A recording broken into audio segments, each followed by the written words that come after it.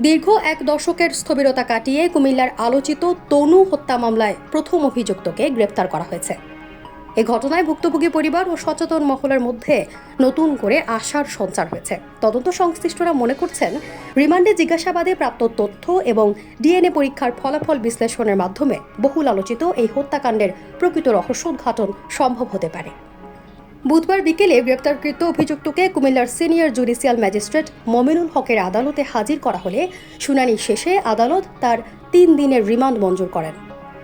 মামলার তদন্ত সূত্র জানায়, দীর্ঘ ১০ বছরেরও বেশি সময় ধরে চলমান এই মামলায় এ পর্যন্ত ৪টি সংস্থার ৭ জন তদন্ত কর্মকর্তার দায়িত্ব পালন করেছেন। গত এক দশকে অন্তত ৮০টি ধার্য তারিখ অতিবাহিত হলেও প্রকৃত অপরাধীদের শনাক্ত করা সম্ভব হয়নি, জানিয়ে শুরু থেকেই নানান প্রশ্ন ও সমালোচনা ছিল।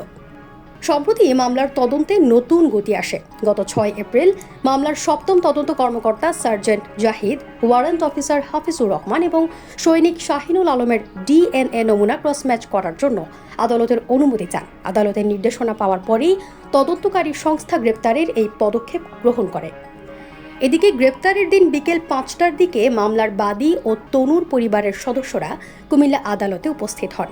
দীর্ঘ সময় ধরে ন্যায় বিচারের আশায় আদালতের দ্বারস্থ হওয়া তনুর বাবা মা ও ছোট ভাই রুবেল হোসেনকে এদিন আবেগ আপ্লুত দেখা যায়।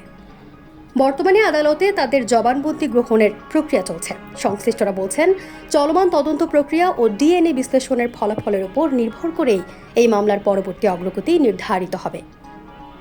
ডেস্ক নিউজ, অগ্রযাত্রা প্রতিদিন। অগ্রযাত্রা প্রতিদিন,